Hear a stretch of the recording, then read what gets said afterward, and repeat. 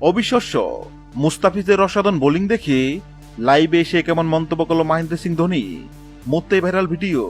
Asia কাপের super ওভারের প্রথম ম্যাচে বাংলাদেশ শ্রীলঙ্কা লড়াই জমে উঠেছিল শুরু থেকেই। টসে জিতে প্রথমে বোলিং নেয় বাংলাদেশ, কিন্তু লঙ্কান ওপেনাররা ঝড় শুরু করায় চাপ বাড়তে থাকে। যদিও পরে বাংলাদেশের বোলাররা ম্যাচে ফেরানোর চেষ্টা করেন। শ্রীলঙ্কার হয়ে দানুশ সানাকা একাই বদলে দেন ম্যাচের ছবি। মাত্র 37 বলে 64 রানের বিধ্বংসী ইনিংস খেলে দলকে বড় পুঁজি এনে দেন তিনি। তার সঙ্গে আশালঙ্কা খেলেন ছোট কিন্তু কার্যকরী ইনিংস। ফলে নির্ধারিত 20 ওভারে শ্রীলঙ্কা দাঁড় করায় 168 রানের লক্ষ্য। বাংলাদেশের হয়ে মুস্তাফিজুর রহমান ছিলেন সেরা বোলার। মাত্র 20 রান খরচ করে তুলে নেন 3 উইকেট। তাসকিন আহমেদ তার গতি আর আগ্রাসন বোলিংয়ে লঙ্কানদের বিপাকে ফেলেন, আর মেহেদী হাসানও নিয়ন্ত্রিত বোলিংয়ে নেন 2টি উইকেট।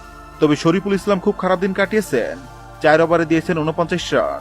তবে আসল ক্ষতি হয়েছে ফিল্ডিংয়ে। বাংলাদেশ দল মোট 4টি শট ছেড়ে দেয়। সেই সুযোগগুলো কাজে লাগিয়েই সানাকা ও আশালঙ্কা দলকে বড় সংগ্রহ এনে দেয়।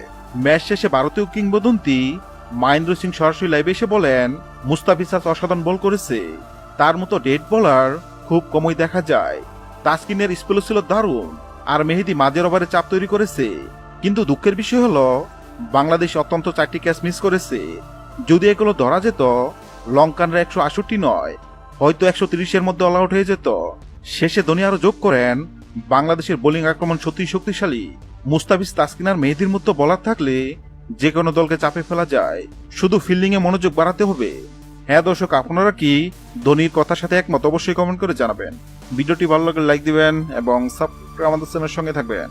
ভিডিওটি দেখার জন্য আপনাকে অসংখ্য ধন্যবাদ।